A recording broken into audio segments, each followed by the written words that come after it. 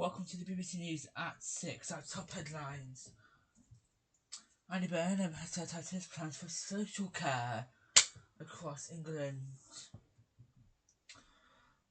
What he plans to do.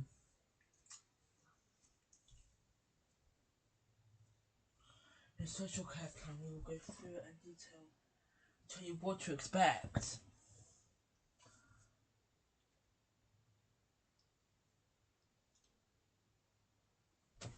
Also, all of Europe could be on fire in days. The EU earns warnings for France, Spain across the capital.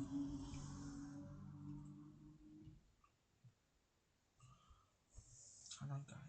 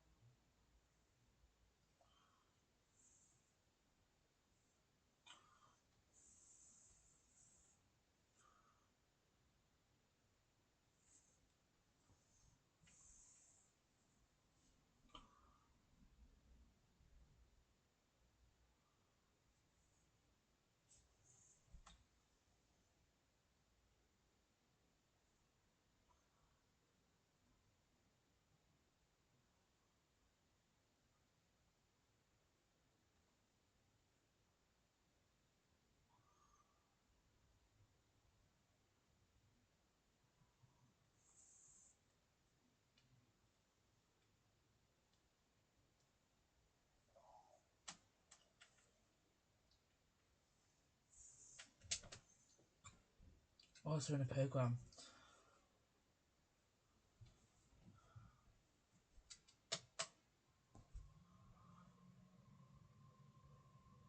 Inside to Robert Bush's funeral home in Hull.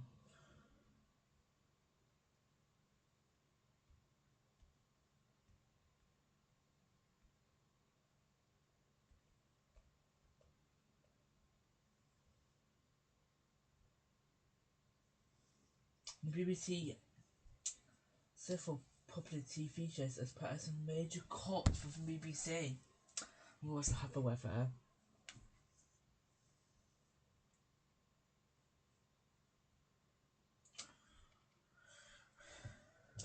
Welcome to BBC News at 6, our top headline tonight. Andy Burnham sets out his plans for social care. Burnham faces media after social media's social care speech.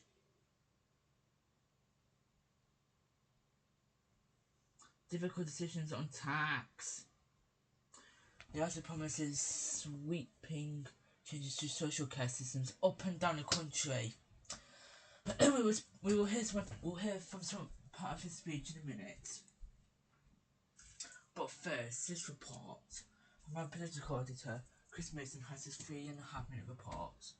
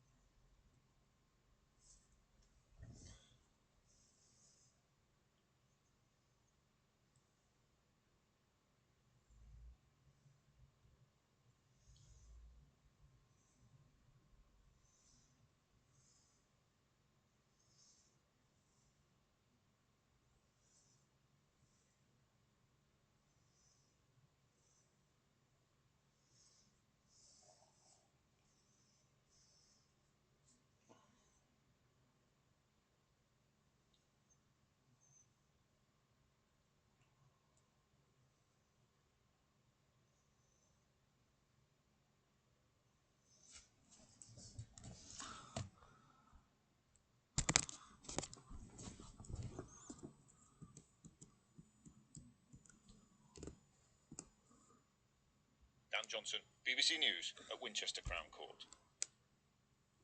The Prime Minister says there'll be difficult decisions on tax as part of his plans to reform adult social care in England. Andy Burnham says he wants to create a national care service and use pay and training to lift up the social care workforce. Alison Holt has the story. A morning visit to a North London care home for the Prime Minister.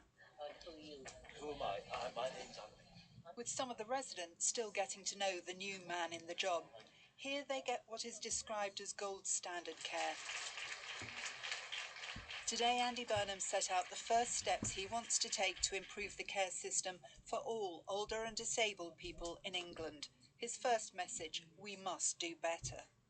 It's a major dereliction of public duty that Parliament has not faced up to this, of all challenges, something so fundamental to life as this. It's shameful. To start building a national care service, the Prime Minister announced that they would immediately look at how to improve training and career progression for care staff. He's also starting cross-party talks, trying to build early consensus with the main political parties. And the review into how to reform social care, led by Baroness Louise Casey, will report next summer, a year early. But the Prime Minister has been here before, with his 2009 plans for a national care service failing, despite talks with other politicians. What are you going to do differently this time, which will lead to a different result? We probably left the reform too late in that Parliament, and it got too close to a general election. And learning from that, that's why I'm bringing forward, one of the reasons why I'm bringing forward Louise's review. Time will still be tight, as Baroness Casey's report will be delivered less than 2 years before the general election. Today, she was launching what she calls a big conversation to get the views of more than 1 million people on what a care service should look like. The most important thing is that we get the big conversation on care with the public right. It's involving the public in what they think care is, what they want to do for themselves, when they think the state should step in, and how do we pay for it. Many view the current care system as overstretched and unfair. It leaves some older people paying hundreds of thousands of pounds in care home fees, and many disabled people without enough help, their families struggling to cope. So she was completely fine, and then the next morning she wasn't getting up from bed. Thank you. Thank you. 19-year-old Amy has spent her childhood helping care for her older sister Gurpreet. She wants a much simpler, more responsive system. Everything just seems like a constant battle, getting school place, getting carers in, getting after school clubs. It's just, everything is just, it's just a very mentally draining process, everything. But the major stumbling block to reform, how it's paid for, remains. Depending on how generous a new system is, it could cost anywhere between £4 and £18 billion extra a year. The Conservatives have already said they would not back tax rises. The Prime Minister knows the stakes are high. I'm going to work and reach out with the other political parties, and that's not just a kind of passing statement today, that's a commitment that I'm making today. And why am I going to do it? Why am I going to do all of those things for my dad and the millions like him up and down the country? Thank you very much. The first talks with the Conservatives and Liberal Democrats have taken place today. Both Reform and the Green Party say they should have been invited too. There are no details of when the next meeting will happen. Alison Holt, BBC News. A 7-year-old boy who got into difficulties after going into the sea a week ago has died in hospital. Musa Ahmed was in the water.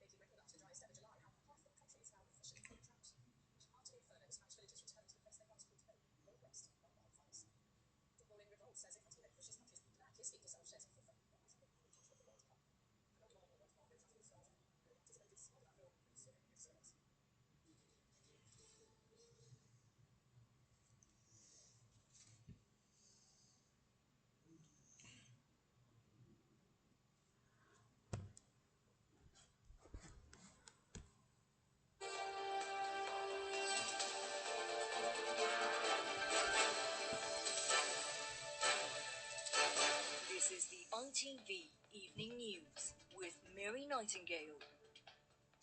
Good evening. Andy Burnham made his first major policy announcement as Prime Minister today, pledging sweeping reforms of the... Okay, let's get Mum and Dad with Eve.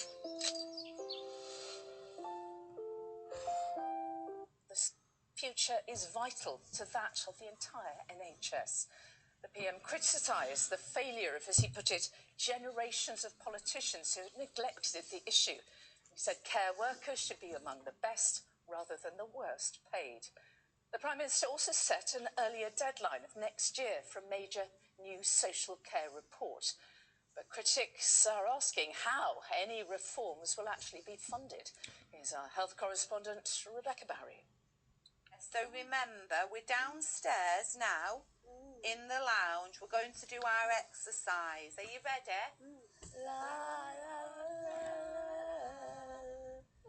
Kay has always loved to sing, but dementia is gradually eroding her ability to care for herself. Are you singing again? We're having a little rest. Luckily, she has her family to support her. We take her to church. She goes to the day centre. She goes to music group. She does music at home. But it takes its toll emotionally and financially. If you want care at home and you're paying for care, it's very expensive. The worries are that financially, will we have enough money to pay for her care? So it's a stress for me because hopefully I'll be here for many more years, but my finances are dwindling and nobody obviously pays me. Nice to meet you. I'm Andy. I'm Andy. This morning, the Prime Minister visited a care home in North London. You are the local candidate, are you? Oh, no, I was a local candidate. Though some are still unfamiliar with our new leader. No, I'm now the Prime Minister. You what? He's the Prime Minister. Well, a new one. Another one. But I keep changing every I know. Andy Burnham, whose dad has dementia, is pledging to fix our social care system, speeding up an ongoing review, improving staff pay and training, and holding cross-party talks. It's a major dereliction of public duty that Parliament has not faced up to this, of all challenges, something so fundamental. I'm going to stick this out. And why am I going to do it? Why am I going to do all of those things for my dad and the millions like him up and down the country? Thank you very much. Yesterday, we broadcast allegations of abuse and neglect of disabled people at one care company. ITV News has revealed some shocking failures in social care. You saw that in our report that was broadcast just last night. Can the government realistically transform social care without raising taxes? I'm pleased that ITV has exposed some of that poor practice in recent days. Is it possible? I think more is possible from within existing resources. But I think some of what we would want to do in the fullest sense will require difficult decisions. ITV News has spent months investigating so-called corridor care in our hospitals. Today, the Prime Minister pointed to this problem as party cooperation to help with his proposal to reform social care. He held talks with the Tories and the Lib Dems, but other major parties were not invited. Now, funding of any such plan is likely to be a major issue for our UK. Tax on the more wealthy. His speeches back then did sound so.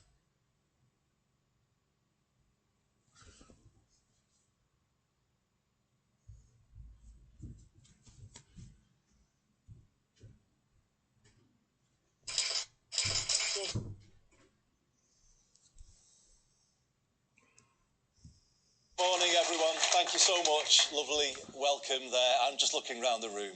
I see a lot of faces who've been on this journey with me for a long time. Many of you, you know who you all are.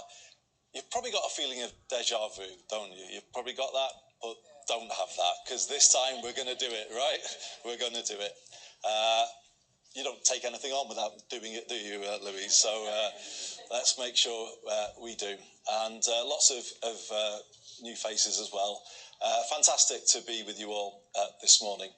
I was going to speak from notes, but for the reasons Louise just gave, you can't, can you? You can't speak from notes. I've just got to speak from the heart when it comes to this issue, because it is very, very personal for me right now and for my family. We've kind of lived it in the last few years from the inside, and the only thing you can do is talk from that. Why you can't do this job, in my view, without bringing all of that to it, and kind of then using that emotion, if you like, to kind of make the change and be brave in making that change. And that's what I intend to do, as I'm going to explain. There's lots I can say about what's wrong with the system. I will come to that, but I want to start with what's good about the system, because sometimes when we talk about social care, we don't do that enough, do we? And I see so much good in terms of the journey that we've been on. And I am talking about the people who've cared for my dad. Hundreds of them we've seen and we've watched. You know, when someone in your family is receiving care, you look at everything through new eyes, don't you? You notice things that maybe you didn't notice before because you watch it so closely and so carefully. And I've just been really, I don't know, overwhelmed by their care, the skill in what they do, the professionalism. It really is incredible, and it's humbling to watch them caring for someone else's dad or someone else's mum. If you think about that, you know, bringing all of that to the care of someone else's relative, it's just an incredible thing, isn't it? That, to me, they should be the best paid people in society, not the worst. And, you know, I just start with that feeling. And I need to say this, because, you know, many people from other countries have been caring for my dad. I want those carers to know we appreciate you. We appreciate what you are doing to support people here. And that really matters that I say that as well. There is so much to be proud of. I mentioned the skill and the care and the professionalism. I watch sometimes how people communicate with my dad, and they're able to catch a kind of a moment of the old character. It kind of just will come out because of the way they draw in the conversation, and that is an amazing talent to have. But also moving from a wheelchair to an armchair, or from there to a bed without distress or discomfort, it is incredibly demanding and skillful what they do, and that needs to be recognised. I also want to recognise the good organisations, care organisations in all sectors.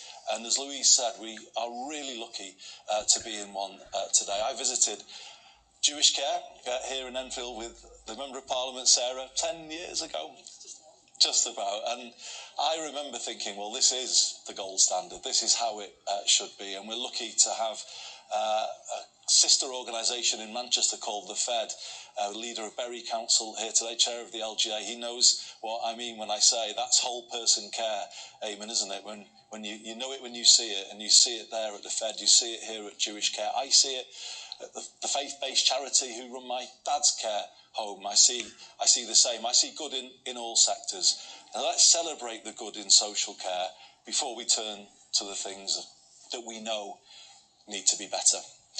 And before we then say, and how have we got to this position? When it comes to the bad, I think there's only one group really to blame, and that's my generation of politicians. It's almost 30 years since the Royal Commission on Social Care. 30 years. And in that time, what did Yvette say? 22 reviews. I mean, it's a major dereliction of public duty that Parliament has not faced up to this, of all challenges, something so fundamental to life as this. It's shameful, to be honest, that politicians have put point scoring before fixing this issue. But that's what's happened. It's created a feeling in Westminster that this is too difficult, and if you take it on, you're taking on too big a political risk. Or how come we've got to a position where it's too difficult to fix the basic care? And yet as a system we make them really difficult.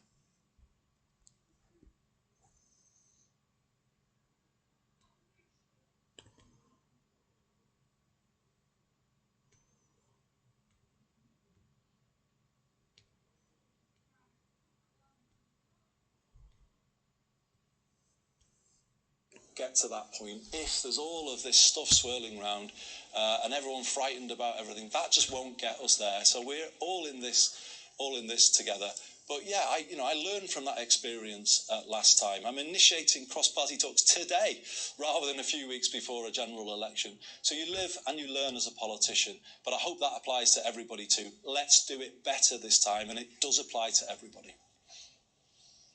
And I think, have I got anyone else to call? I'm just looking to, bear with me.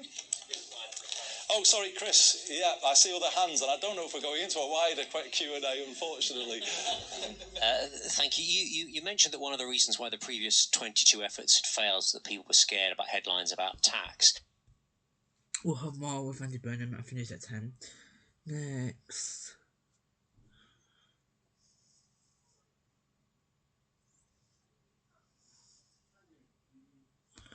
Right.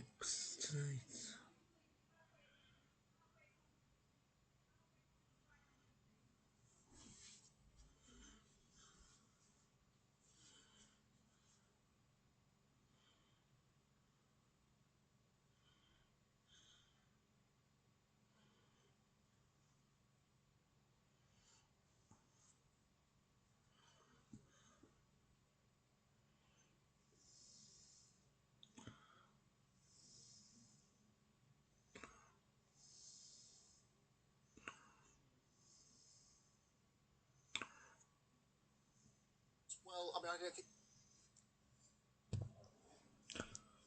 it'll be much of a surprise. It has been really very dry, but now officially and formally, large parts of England have been formally declared as in drought. It's a technical definition, but it is an important one because it allows the various agencies responsible for various aspects of water and water supply across England to move to the next level in terms of how they manage water supplies, because we are at risk of running out. That's what drought effectively means.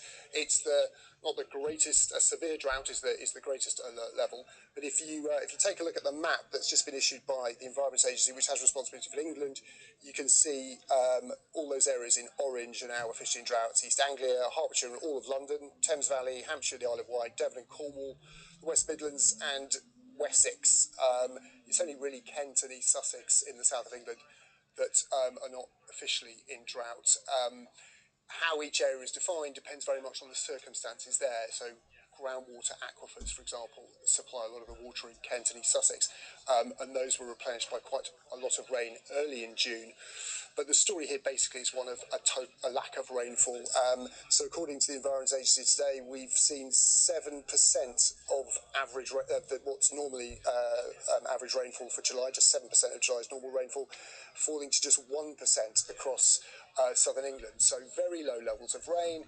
And when you don't have enough rain, you end up in drought, and that's the situation we've got. But it's been quite a short, sharp thing. They're calling this a flash drought, effectively. Relief won't come, of course, until there is more rain. In terms of how it affects us as consumers of water, not very much. Most water companies in those areas have already issued hosepipe bans and other measures to try and limit domestic water use. What really happens in a drought situation like this, it moves to levels that affect industrial users of water, for example. Farmers who abstract water from rivers to irrigate their land, if they've been permitted to do that. Water companies and the Environment Agency now get further powers to restrict water use where appropriate or ration it to higher priority users. And bodies like the Natural England, which are responsible for the health of wildlife and the in rivers, can also take different steps when a drought is officially declared to try and protect ecology in our rivers, which is threatened also by very low river flows. And across most of England, river flows are at low or extremely low levels. So that's something that they have to take into consideration. This concerns England because the Environment Agency is responsible for England. Wales declared a formal drought in parts of Wales last week. More about this, let's speak to our fervent correspondent. Becky Wilson has his 4-minute report.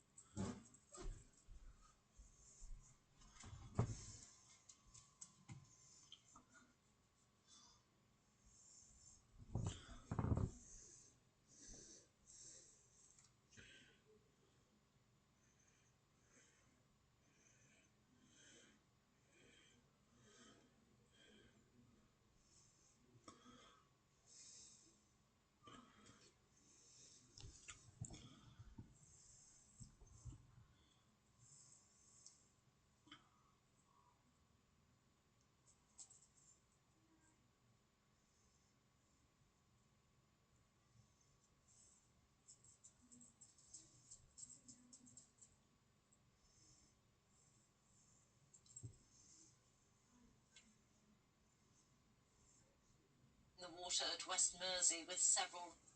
London and Hertfordshire join the areas officially declared in drought. Heat waves this summer.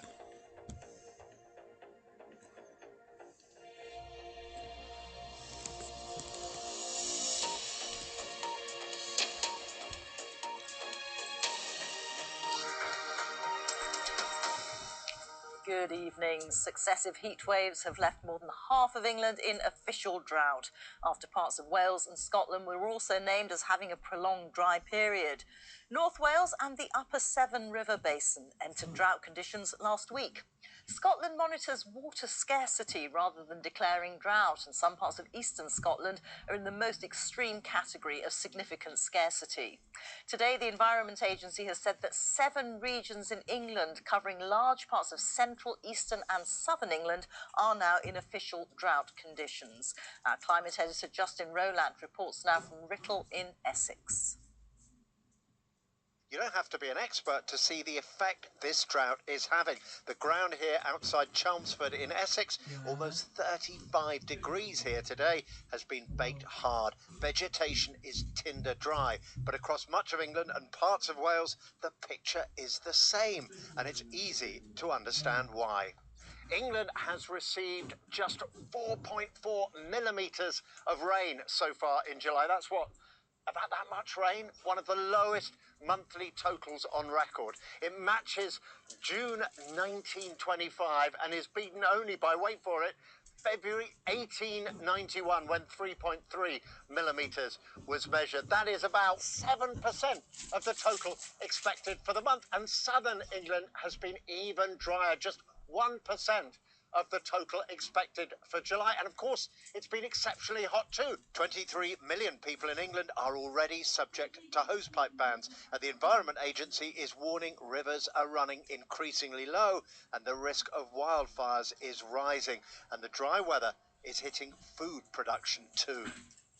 So hold on, this is a crop. I thought this was stubble.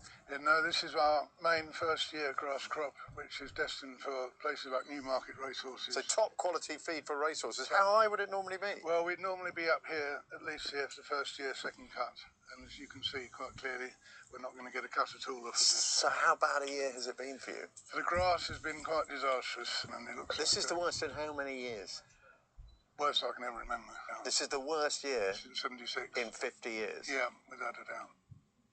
This is now the second consecutive year of drought, and the bottom line is this: we're using water faster than nature can replace it. So what we're asking is a little bit of help from everyone to use a little bit less water, because every drop that you save from the tap is another drop for the environment or wildlife.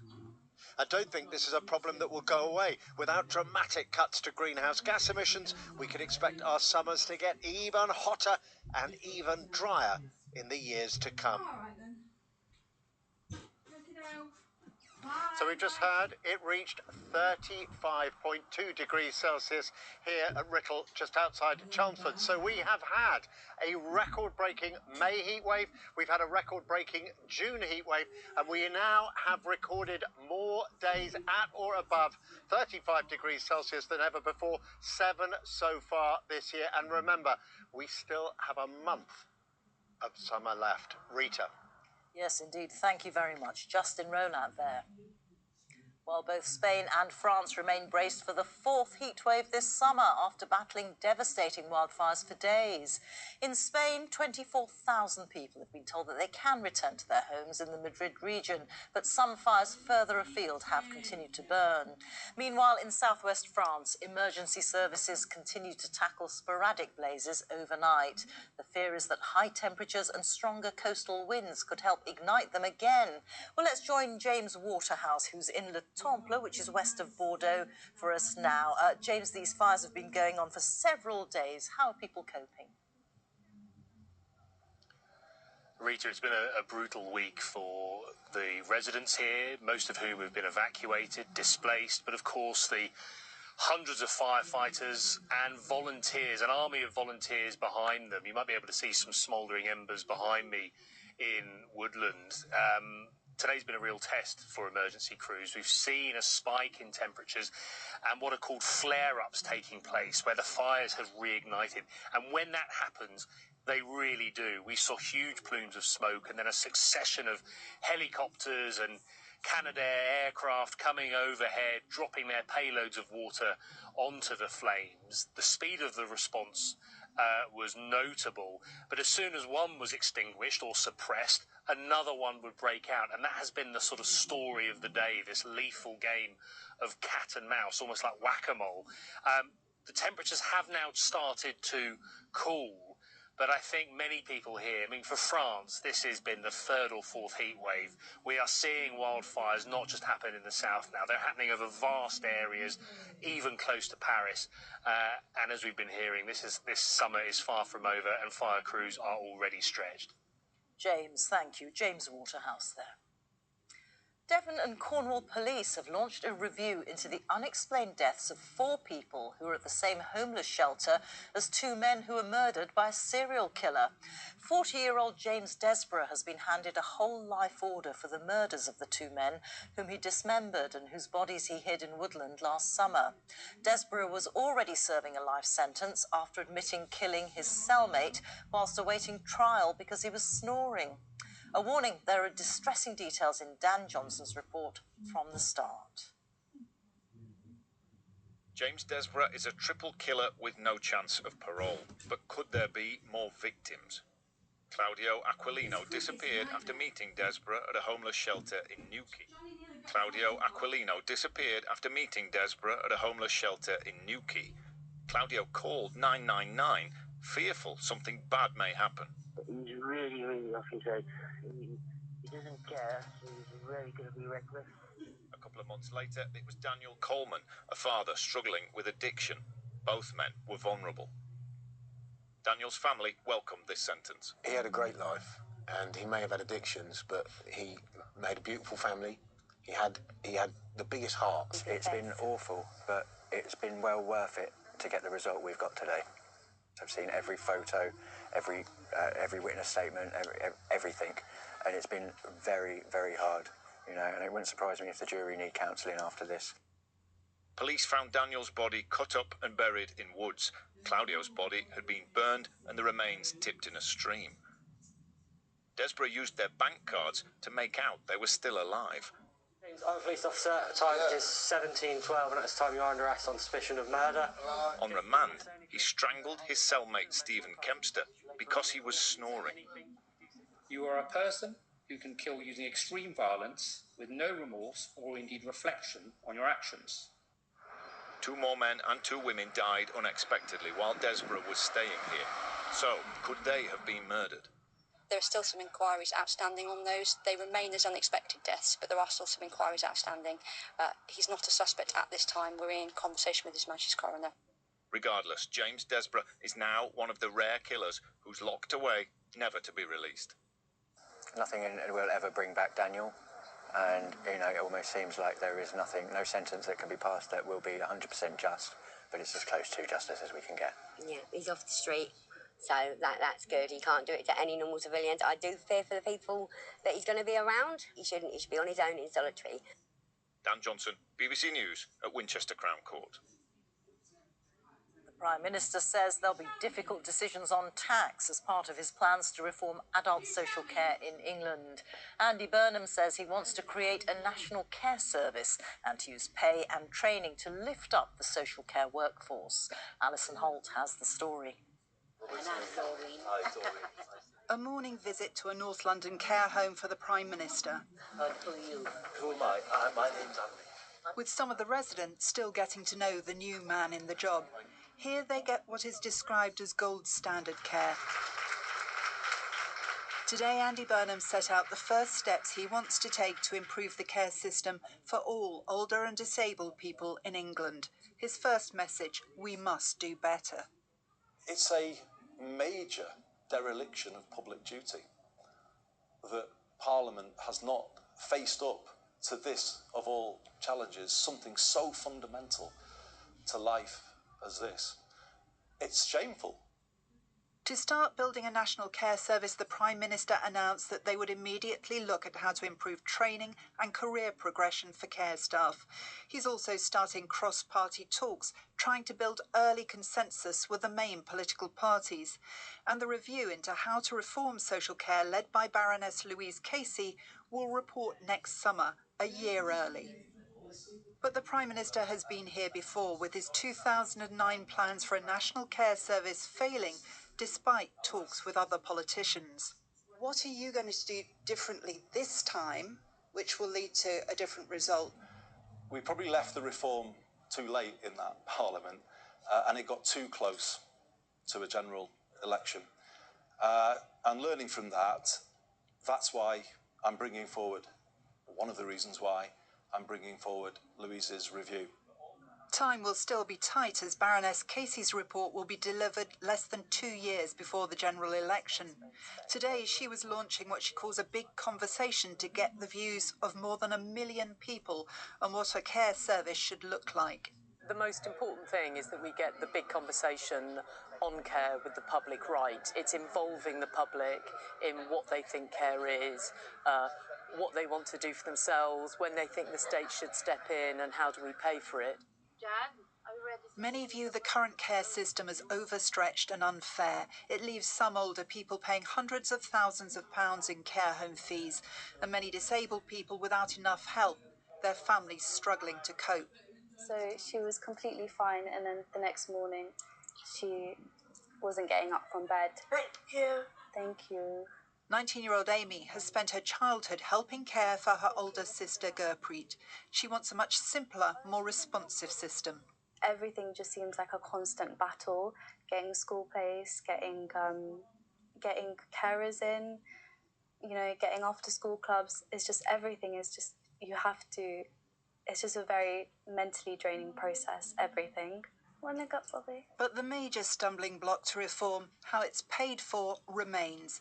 Depending on how generous a new system is, it could cost anywhere between £4 and £18 billion extra a year. The Conservatives have already said they would not back tax rises. The Prime Minister knows the stakes are high. I'm going to work and reach out with the other political parties, and that's not just a kind of passing statement today, that's a commitment that I'm making today. And why am I going to do it? Why am I going to do all of those things for my dad and the millions like him up and down the country? Thank you very much. The first talks with the Conservatives and Liberal Democrats have taken place today. Both Reform and the Green Party say they should have been invited too.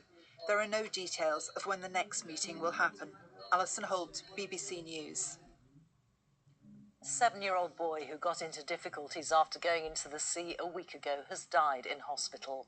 Musa Ahmed was in the water at West Mersey with several relatives, 2 of whom died at the scene. The family were on a day trip from their home in East London.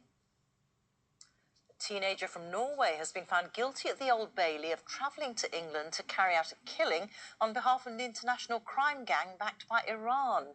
Johannes Natland, who's 19, agreed to do it for nearly £22,000. He'll be sentenced later. Daniel Sanford's report contains some graphic images. Arrested by firearms officers in his Huddersfield hotel, Johannes Natland pretended to shoot them with his bare hands before being bundled against the wall. The night before, the teenage hitman had posed in the hotel room surrounded by cash and filmed himself with the handguns and ammunition he'd been supplied with, sending the videos to his teenage friends. Natland had been recruited for the assassination by another Norwegian teenager, and just 2 days later, he flew into Manchester Airport. He was initially being guided each step of the way by a handler from the Swedish organised crime and drugs group, the Foxtrot Network, that has links to the Iranian regime. The group often uses teenage gunmen, caring little if they're arrested. When they get caught, they cannot ask for money that they have been offered, and we see no examples of money being paid to these young killers. Natland's handlers sent him videos of where to find enough money for his hotel and the path into local woodland, which led to a hide under a tree where the guns were stashed. Guided in by his handlers' detailed instructions, Natland came to that same tree, now looking slightly different with its summer growth, and at its base he found a bag containing a 9mm semi-automatic pistol, a revolver and some ammunition. All the weapons he needed to become a teenage assassin. Natland, seen here paying for his hotel in cash, was only caught because the teenager who recruited him was arrested in Oslo the previous day, and details of the Huddersfield plot were on his phone. Who the target was is still unknown. Swedish police suspect Natland's main handler, Agent 47, was this man, Ali Shahab Ahmed. He's thought to be close to the leader of the Foxtrot network. And 2 murders in Sweden in the months before Natland was arrested were also carried out by teenagers recruited for Foxtrot by the same young Norwegian who hired Natland to carry out this hit in England for just over £20,000. Daniel Sanford, BBC News, Huddersfield. Time is just after 6:15. Our top story this evening. Drought is officially declared for more than half of England. And still to come, another twist to FIFA's controversial plan to sell stakes in major competitions, including the World Cup. At 6:30, holidaymakers returning to damaged and dirty cars. A BBC investigation finds an unauthorised car park near Stansted Airport continues to operate despite previously being served an enforcement notice to shut.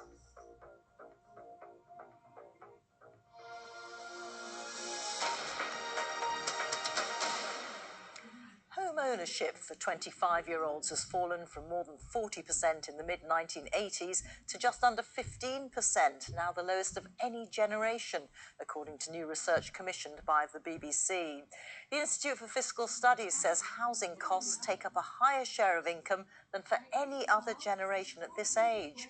This week we've been looking at the cost of being young, and our Your Voice correspondent Coletta Smith reports now on the young people living at home for longer and the impact it's having on them and their families. A two-bed masonette, 220. When I was your age, I bought my first place. You were exactly my age, weren't you? I was 25 years. Daisy is just one of a dozen people in their 20s who we visited after they got in touch with BBC Your Voice about their lives. So we asked the Institute for Fiscal Studies to analyse for the first time how life at 25 compares through the generations. The biggest change is about where those in their 20s are living. The number of 25-year-olds who own their own home has dropped from 43.3% in the mid-1980s to just 14.8% today. And there's a simple reason for that: housing costs. They're the highest we've ever seen them at this age, and making up a higher share of their income than any other generation. The result is that the number of 25-year-olds living with their parents has almost doubled since the 1990s to 41.7% today. Once you get over that sort of initial, I'm moving home and I'm a failure, actually you get a pretty sweet deal when you're at home. Daisy moved back in with her mum and dad in Guildford after she lost her job in London. Never ever be able to afford a house like this on my own. Having a garden, the shower here is really good, it's really powerful. All of the streaming services are on the telly here. There's a dishwasher, which I didn't have in my flat before. I can get lifts from my parents to things. She's back in work now, but her dad doesn't mind her staying and saving. It's fine, and you're welcome to stay for as long as you like. For you, I would hope that you can eventually afford somewhere. Let's hope that happens. But for Adam, who's been back home in Swindon with his parents for the last 6 months, it's a trickier balance. I think there's no world where it's normal to be 26 years old still living at home. It's unfair on me, it's unfair on my parents. To state the obvious, I'm not going to bring a girl back to my parents' house, and I'm 26 years old, so it would have 100% affected that part of my life. And his parents haven't lived on their own since they first had children more than 30 years ago. I think that the family outgrew the house some time ago. My parents definitely, like I say, I left home when I was 21, so they've had a long time on their own, something that we'll never have. How much is your rent? It's $9.50. Rachel has moved out, from Oldham down to Portsmouth for her dream engineering job. Yeah, I've got my MOT due next week as well. But her parents are still helping her cover the rent. If you need us to help you out this month, let us know. I'm not saving any money, like, from my paycheck, like month to month, just because it's so expensive with renting and bills. In Leighton Buzzard, Steph, her sister and their partners all live with mum Nikki and chip in with some rent. Way too expensive for me to move out, and do you know what, I'm happy. I do work 2 jobs just to make ends meet in the house as well. So it does. This affects everybody. A huge shift, unique to Gen Z, but with impacts being felt by their parents too. Coletta Smith, BBC Cut next.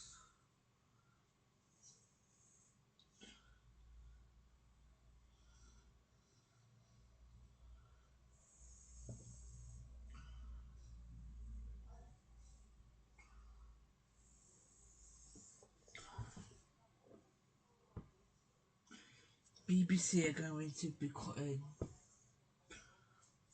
I'll show you in a minute. Hang on, guys.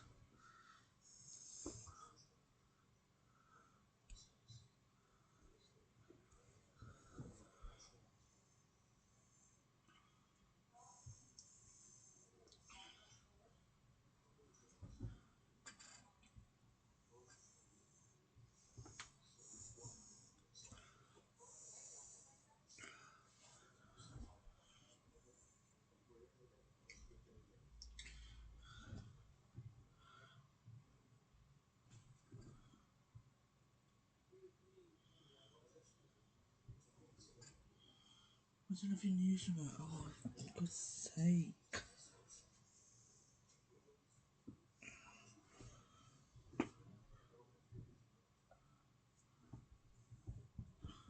on, guys, what's ready for?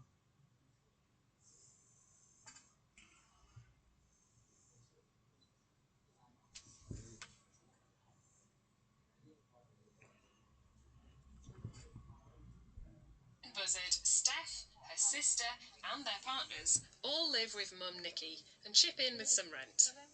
Way too expensive for me to move out, and do you know what? I'm happy. I do work 2 jobs just to make ends meet in the house as well. So it does. Programmes that said live at the Apollo. Similar, received the red card. Nesta McGregor, BBC News. Blankety Blank, Celebrity Mastermind and Live at the Apollo are being cancelled by the BBC as part of its effort to make financial savings. In a statement, the BBC acknowledged that these were much-loved programmes, but said it had to make some tough choices in light of funding challenges. Here's David Silito. Blankety Blank. It first appeared on the BBC in 1979. The latest series, with Bradley Walsh presenting, came to the end of its run in June. It won't be coming back. Everyone all right down here? The list of comedians who've appeared on Live at the Apollo of the last 22 years reads like a who's who of British comedy. Good evening, Live at the Apollo, are we well? It too has now been dropped. The BBC is in the midst of making £500 million worth of cuts, which will require up to around 150 hours of TV content to be taken out of the schedules. In a statement, the BBC says it's proud of the shows it's having to drop, but says it has to make tough choices. Hello and welcome to Celebrity Mastermind. So, Mastermind will survive, but the celebrity version will not be returning. And this is only a part of the cuts. The BBC says further announcements will be made in the months to come. Thank you very much. Good night. Goodbye. David Silito, BBC News. Let's take a look at the weather now with Louise Lear, who has a big 35 behind her. Yeah, we were hearing from Justin earlier in the programme, weren't we, that statistics continue to fall. Records are broken this summer. Yes, we have now seen 7 days where we have had temperatures above 35 Celsius this summer. But the heat at the moment has peaked, and tomorrow...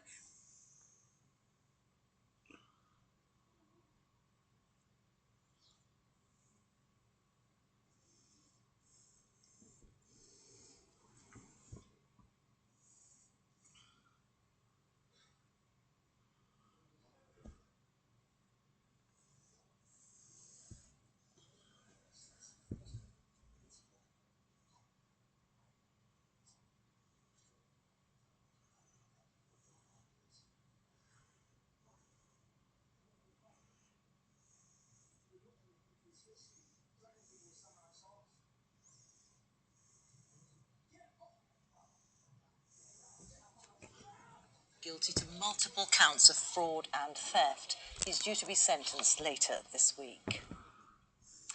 The row over the plan of FIFA's president for a multi-billion-dollar private investment in its major tournaments took another twist today, with Gianni Infantino promising all of its 211 members' associations £30 million if they back it. The plan has been widely criticised, with European football's governing body UEFA threatening a potential boycott of the World Cup. FIFA says it expects a company run by the brother of President Trump's son-in-law, Jared Kushner, to lead a group of private backers. Nesta McGregor reports. It's been said moments like this unite a nation, while football itself can unite the world. Yet, just weeks after its conclusion, FIFA's plan to sell off stakes in its World Cup and other major tournaments has blindsided some of the game's biggest stakeholders. UEFA, Europe's governing body, has scheduled an emergency meeting on Thursday, insisting that FIFA cannot continue to enrich themselves and their friends amid widespread concerns. The Football Association say they were completely unaware of the plans. The Asian Football Confederation claimed they had not been consulted and were disappointed. And CONCACAF, which governs football in North and Central America, added they were deeply concerned by the lack of due process. If suddenly the big countries like Spain, France, England, Germany, Portugal, Holland were not going to go to the World Cup, then the next World Cup will be, I think, a financial disaster Spearheaded by FIFA President Gianni Infantino, eyebrows were raised further when it was revealed that the private company tasked with finding new investors is owned by Joshua Kushner, a close relation of the Trump family. It's got to make money in order to satisfy the shareholders. So therefore, there's going to be pressure to have a 64-team World Cup. There's going to be pressure to have a World Cup every 2 years. FIFA's promised £15 million up front for each of its 211 members if they agree to the plans by the 19th of September. It's worth noting some competitions, like rugby's Six Nations, has already gone down the private equity route. But could Gianni Infantino's plans to do something similar receive the red card? Nesta McGregor, BBC News. Blankety blank, Celebrity Mastermind and Live at the Apollo are being... Make tough choices. Hello, he says further. Louise Lear, who has a big 35 behind her. Yeah, we were hearing from Justin earlier in the programme, weren't we, that statistics continue to fall. Records are broken this summer. Yes, we have now seen 7 days where we have had temperatures above 35 Celsius this summer.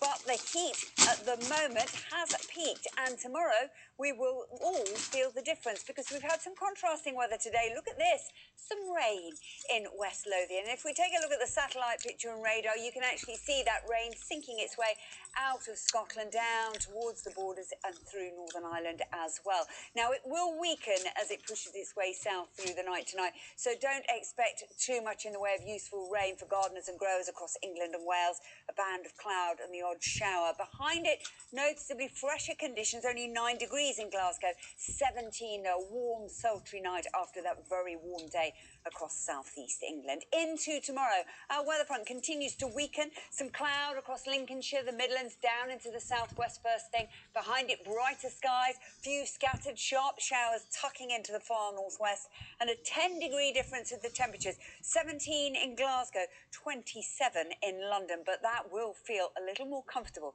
after today's heat and humidity. Now, that cold front continues to sweep its way south and east. The fresher air arrives to all of us as we go into Friday.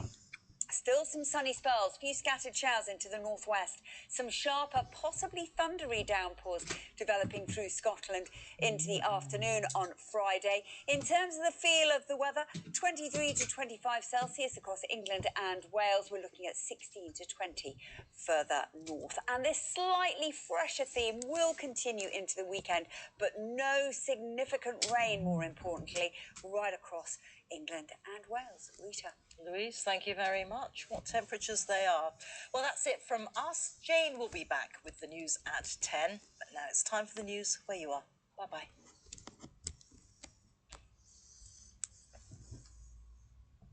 We're going to have a look at the weather before we go for tonight.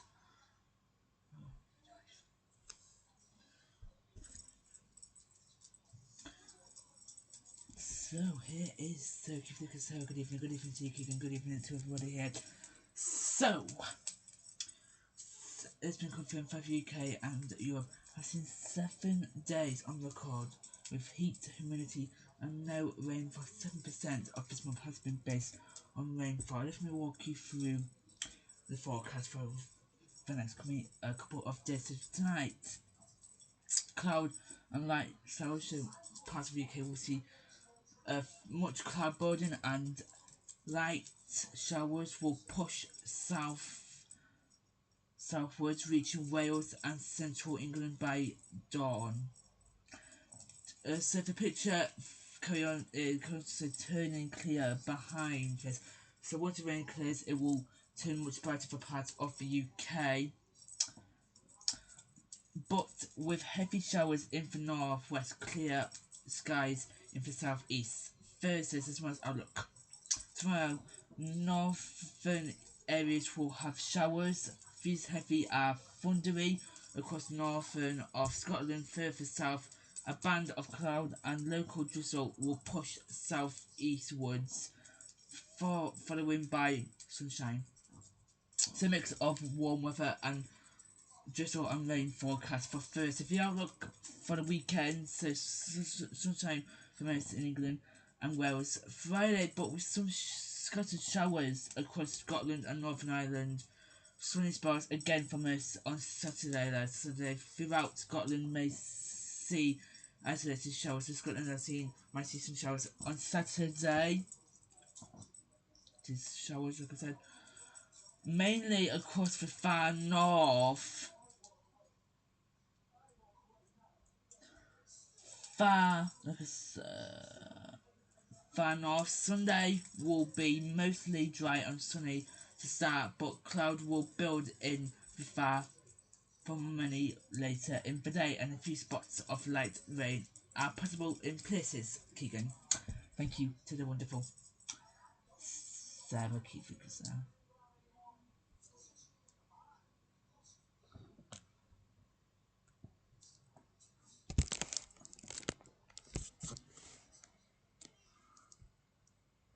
Hello there, it's been very hot today across East Anglia and the southeast of England. Earlier on, temperatures reached the mid-30s.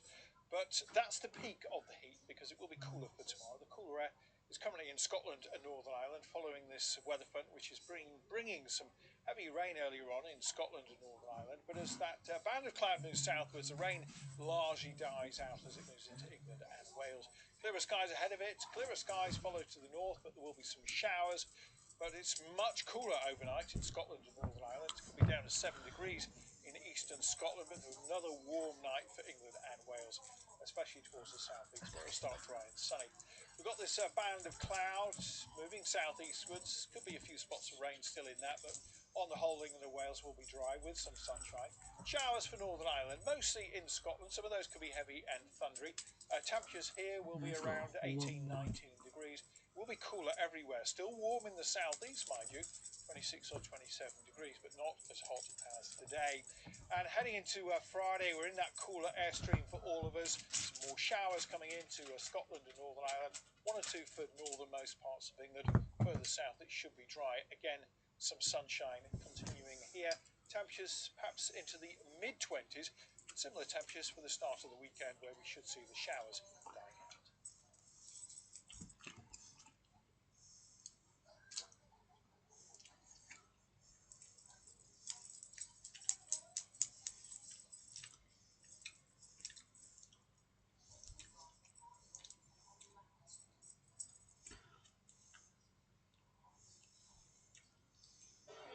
The data.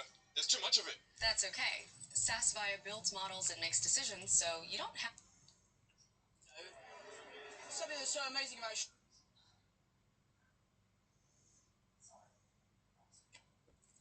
Something. If you are a Spider-Man fan, people have been going to Spider-Man Premium on the red carpet meeting Tom Holland meeting some of the stars in the film. The Spider-Man's new latest film will come out in cinemas on July 29th to Google this. Musician and activist Glenn Hansard, who has died at the age of 56. Best known for his role in the musical film The Commitment, and as a longtime frontman of the rock band The Frames, he died in the early hours of this morning after a motorcycle crash in Dublin.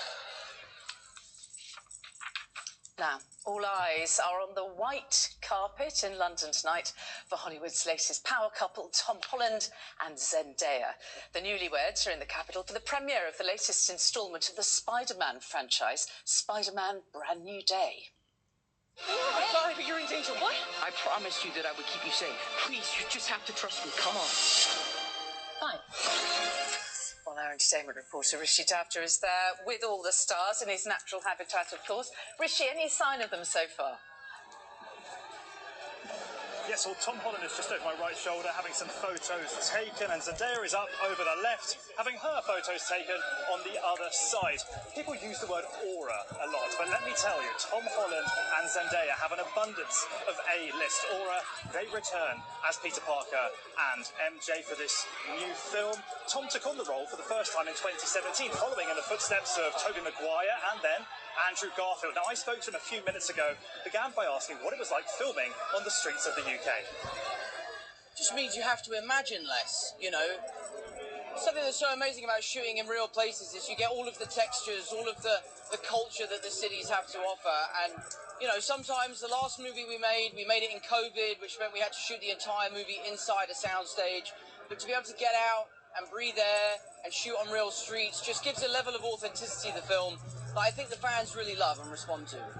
Let me ask you, because I think Andrew did 2 as the lead actor in Spider-Man, Toby did 3, you've now done 4. Yes. Will we see you slipping into the suit once more? Everyone wants to know. I mean, we're still waiting to see this one, but everyone's wanting to know. You might have to wait and see and watch this one, and that might give you some answers. What brings you the most joy about playing Spider-Man?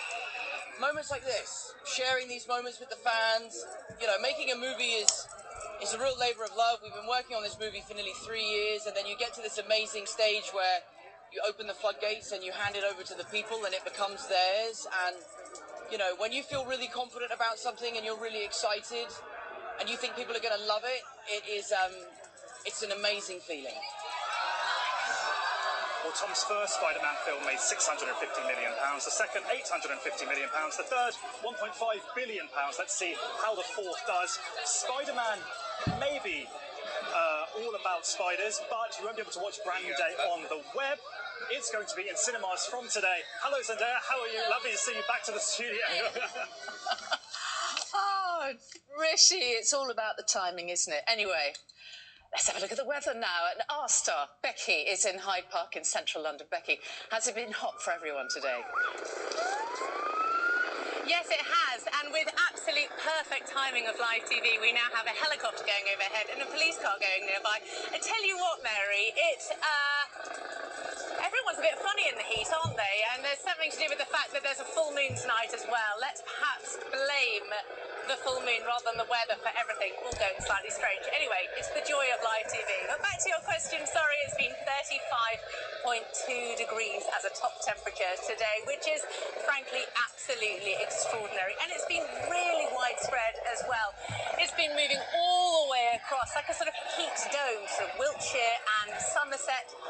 You know, I think it's actually landing. That might be my trip home. I do now have my own personal helicopter. All the way across Wiltshire, Somerset, down to Kent, up to Lincolnshire as well. I mean, it's been absolutely extraordinary. And for everybody, it's been really warm. It's either been a little bit or a lot bit above the seasonal average. Unsurprisingly, we do have a heat health alert still in force, whether it's yellow or amber. And in fact, that's in force until tomorrow morning. But if we have a look at the temperatures over the next few days, you can see that it is actually getting a little bit cooler. My goodness, it's landed just over there. It gets a little bit cooler over the next few days, and there is the chance of some rain. Let's have a look at the forecast. Right, that is it for me. I will be back with a little news at BBC News at 10:55. We will be discussing more about Andy Burnham, more about the droughts, and even more about Peter Parker and Zendaya. It's relevant news blockbuster for a new day. I'll see you later. Take care. Bye bye.